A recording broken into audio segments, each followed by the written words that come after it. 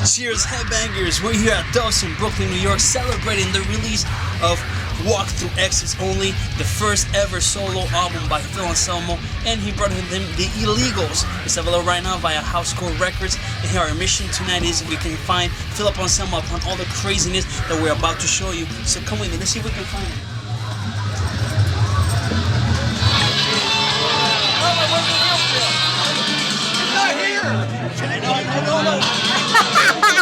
Don't ruin it, Mark.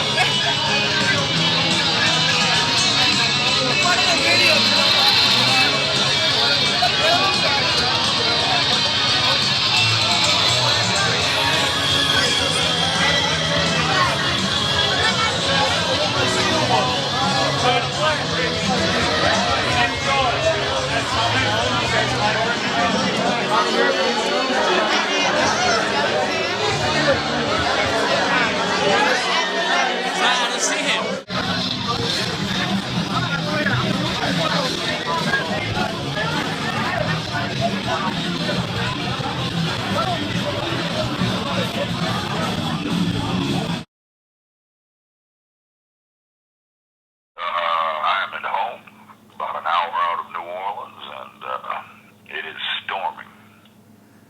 All right. Now, and you pretty much have everything built in around your house. You have your studio, you have around Housecore from your house. How is this? Is this positive or negative for when you really want to get in the zone of your project? I look at it as a total positive, man. You know, to have everything within very much walking distance and everything set up and ready to roll, man. Can't argue with that. And you recorded your brand new album, Walk Through Exits Only, there in its entirety, pretty much, right? That's right. Not for Tu's Lair. And let's talk about the band you brought with you, The Illegals. Who are these guys? Well, the guitar player, Marzi Montezeri, is an excellent player that I've known for a very, very long time. Matter of fact, I was introduced to him in the late 80s by Dimebag Darrell. None other than Dimebag Darrell. And Darrell sang his praises back in the day, and Marzi and I became good friends. And really, I think for Marzi and myself, this is a long time coming record that we've done together. Something that we've always talked about and always thought about, but never had the time to act on. So Marzi's a great player, and I think he'll get his recognition definitely here in the future. No, absolutely. Already getting some, and Blue, Jose Manuel Gonzalez, everybody calls him Blue, like the color. He is a very young drummer from one of my bands, signed to Housecore Records, War Beast, and he's a killer little drummer with all the potential in the world, all the talent in the world, and he did a great job on the record, and he's going to do a great job live. And also, when it comes to bass, now we had a guy named Bennett Bartley, who's a New Orleans cat, jam on the record, and he's the type of guy that he plays in a lot of different bands and holds down a real job. So as far as touring with him, that was always a bit of a question, but not his talent. So either way, live, we're going to be jamming with this guy named Steve Taylor, who's very, very tight with Marzi, and they jam together all the time. So I'm very comfortable with the lineup, and then there you go. Those are the Illegals. Hell yeah, and you're talking about touring. You're going to be out on tour on the Technicians of Distortion tour with Warbis.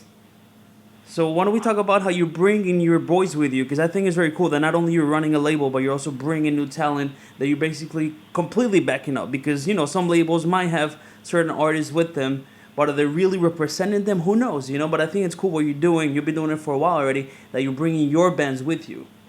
Well, yeah, and why not? I should bring my bands with me, and I'm not the type of guy to roster up. I'm not just going to sign a bunch of bands just for the sake of. I like to get to know my bands. I like to work closely with my band. So I've been very prudent as far as signings or anything like that, but I do have my eyeballs peeled, and I got my eyes on 4 or 5 really, really good bands, and I think it's part of the fun of the job. When you only have a handful of bands, or even less than a handful of bands, it's like, why not, help propel their careers by having them open for, down or just in general playing with shows with myself where, it's possible that there'll be a bigger audience and that'll lay eyeballs on them. So, it's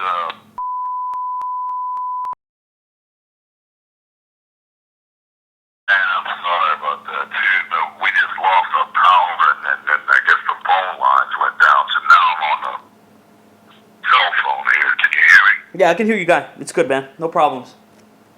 Oh, sorry about that. Dude. No worries, dude. Anyway, So yeah, pick up where you left off. yeah. My next question for you was, since you run Housecore Records, how important is it to work on artist development, and what do you look at when you're signing a new artist? Well, for me,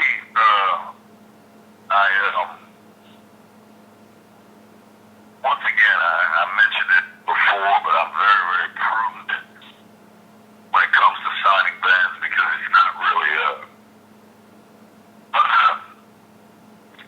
I'm not the type of guy to roster up. I don't like just to have a million bands on my label at one time just for the sake of, because I like to get to know my bands. I like to get to work closely with them, and I think that, when you do that, and you get to develop a band, it takes time, and I think bands deserve the attention, so to speak, and the help that comes with it along the way, like whether it be playing shows with Down or playing shows with me, with the solo band, or whatever it takes. I try and get my bands on all the bills, so that part of it is, when you have just a few bands or even less than a handful of bands, it works to my advantage that way, so that helps, and really what I look for these days, right now, my mood dictates a lot of things.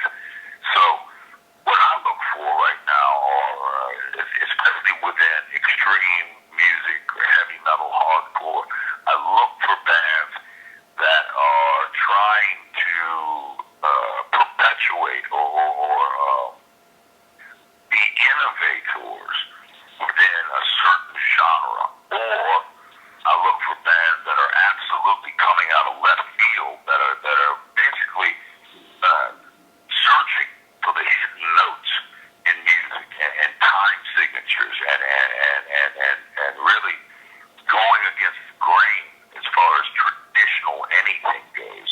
So I got my eyeball on 4 or 5 different bands, and it's something that we'll see more of perhaps in the future. So it's business as usual here at Housecore. Of course, and you mentioned Down. You recently released the first EP of a series of 4 EPs. What made you go that route? Because obviously you've done it all. You've been noticing how the business has shifted. So what made you guys go the route of the EPs instead of releasing a full-length album every 2 or 3 years? Well, you see, that's the point right there. I think in theory, for Down, because all of us, we really are in different bands, and we all respect each other's time with these bands. I Hate God has a new record in the can, and then what they do with that is yet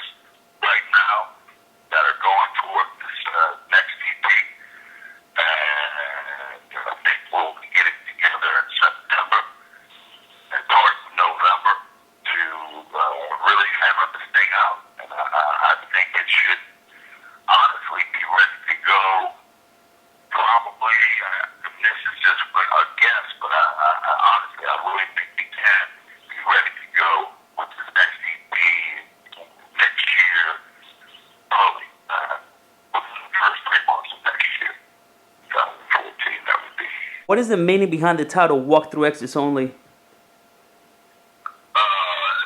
question, because my answer to that is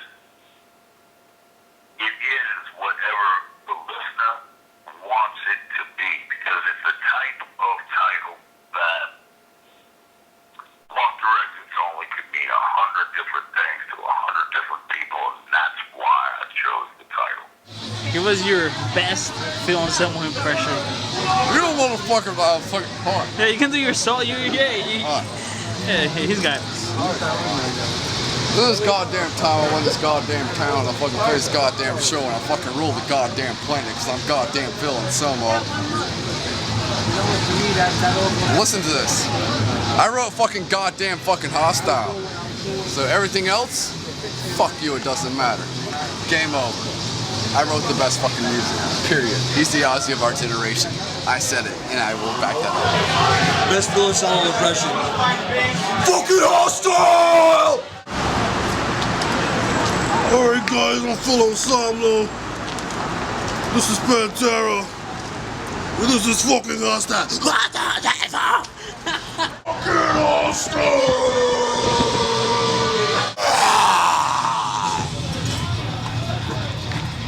Fucking hostile! Go ahead, you can say whatever you want. We're fucking killing it here at Duff's. Fucking Philip, Anselmo The Illegals. Walk Through Exits Only, 2013. Grab it, horns up, kill it. Yeah.